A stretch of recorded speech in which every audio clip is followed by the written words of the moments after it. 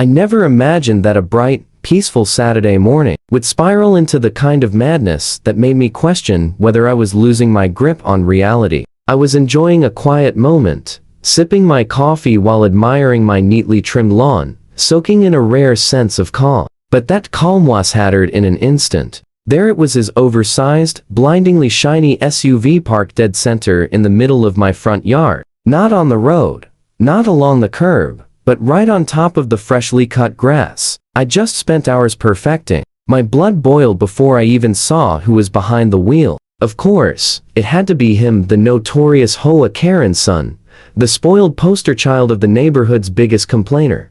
I stepped outside, trying to sound composed even though I knew it was hopeless. "What exactly are you doing?" I asked, half expecting some flimsy excuse, maybe even a reluctant apology. Instead, he smirked, leaning back against his door, like he owned my property, my street, and the entire subdivision. "Relax. It's just grass," he said, voice dripping with arrogance. "It's not like your HOA fines are gonna kill you." The audacity. His mother Karen had been a constant thorn in my side for months. Every tiny thing I did, planting flowers, repainting my fence, even parking my own car, felt like another chance for her to file a complaint. But this was something else entirely. Her son had driven straight onto my lawn like it was a joke, and judging by the satisfied smirk on his face, he was enjoying every second. I wanted to yell, to call the HOA, to demand action, but something inside me cracked. Every petty letter she'd sent, every unnecessary warning about my mailbox, my landscaping, even the arrangement of my garden gnomes, all of it came rushing back. I'd reached my limit. Enough was enough. I turned back toward the house and stepped into the garage. My eyes immediately locked onto the old tractor sitting in the corner, coated in dust from lack of use. Slowly, an idea, bold, borderline insane, and wildly tempting, started taking shape. If talking didn't get through to him, maybe action would.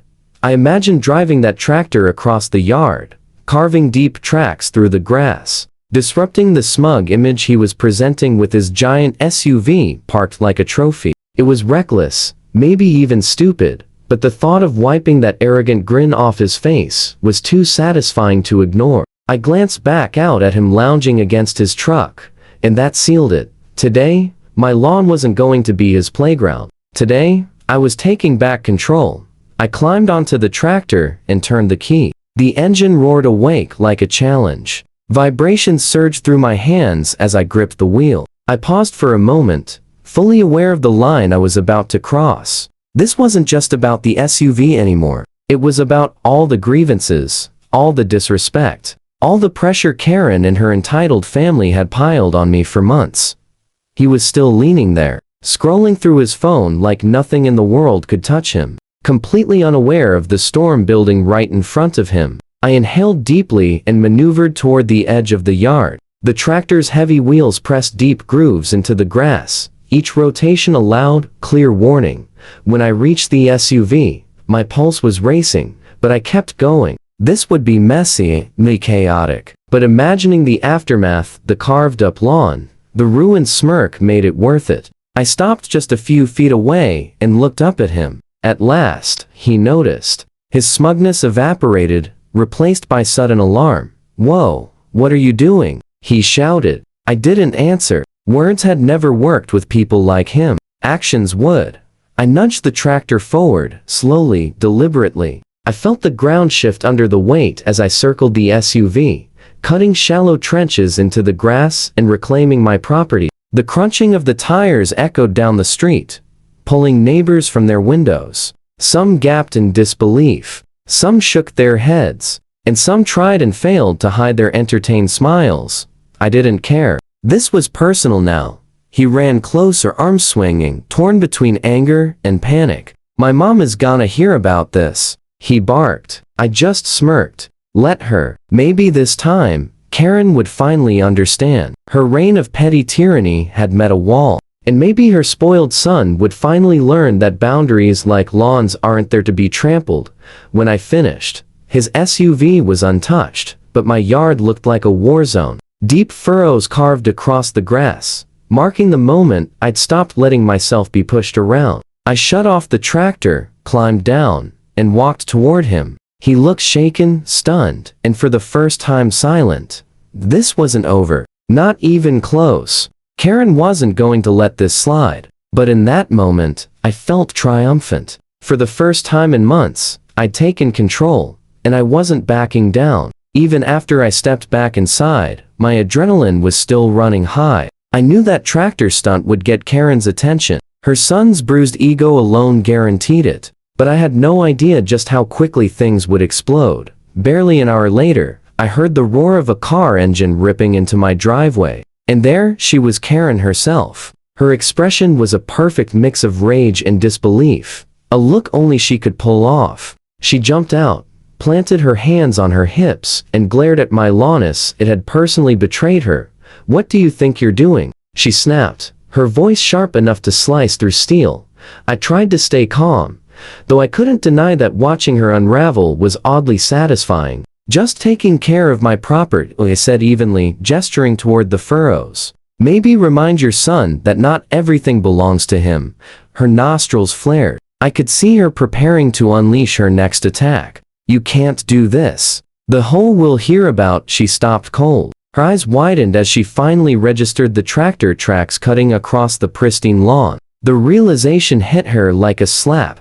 "This is outrageous," she screamed. I stayed steady, refusing to give her the reaction she wanted. "Outrageous or not, it's my lawn. Maybe it's time your family learned something about boundaries." She opened her mouth to argue, but nothing came out. I watched the gears turning, calculating, plotting, grasping for a comeback. Before she found one, her son came barreling outside, muttering about calling the HOA and insisting I had damaged his vehicle. I nearly laughed. He had parked his massive SUV on my lawn and now wanted to play the victim. "Classic. Go ahead," I said coolly. "Everything's documented. The truth will speak for itself."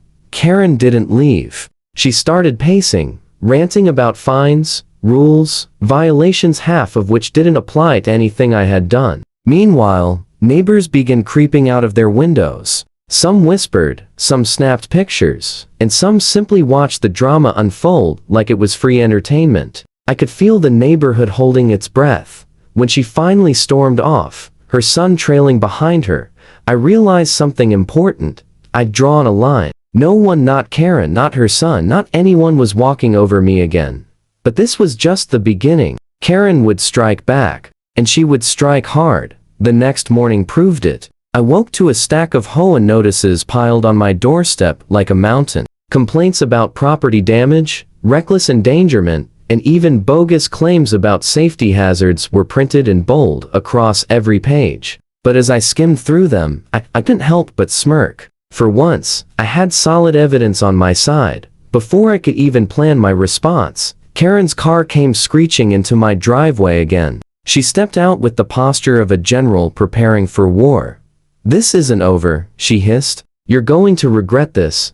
I calmly lifted the HOA notices, glancing at the neighbors who were now openly watching from their porches. "I've read every claim," I said, "but the evidence clearly shows your son parked on my lawn first. Actions have consequences, Karen." Her eyes narrowed sharply, but beneath the anger, I spotted hesitation. She knew she was standing on shaky ground. "I suggest you talk to him about respecting other people's property before you make this worse," I continued. "Otherwise, this neighborhood is going to see a side of you neither of us wants." She opened her mouth, then shut it. Words couldn't undo the humiliation she'd just endured, and she knew it. Then something unexpected happened. The neighbors started whispering amongst themselves, some giving me approving nods, others shaking their heads at Karen. It was as if the whole block was silently confirming the message. Boundaries matter, and entitlement ends at someone else's lawn. Realizing she'd lost the moral high ground, Karen finally huffed, spun on her heel, and stomped back to her car. Her son followed quietly, stripped of all his earlier swagger. With the tension fading, I walked back across my yard, looking over the tractor tracks glowing under the afternoon sun. They weren't just marks in the grass. They were proof that I'd taken a stand. Proof that sometimes the only way to make someone understand respect is to force them to see it. I knew this wasn't the last battle I'd have with Karen, but for now, I had won. Sipping my coffee again, I let the satisfaction settle in. The lawn was messy, sure, but it was mine. And that was all that mattered. Sometimes defending what's yours takes nerve, a little creativity, and occasionally, a tractor. The battle was over for now. But the story of how I stood my ground would echo across the neighborhood for months. Wow. Can you believe that? If watching me finally put Karen in her place gave you life, go ahead and smash that like button. Don't forget to subscribe for more wild HOA showdowns, and hit that bell so you never miss the chaos. And I want to know, what would you have done if someone parked on your lawn like that? Drop your thoughts in the comments. I read every single one.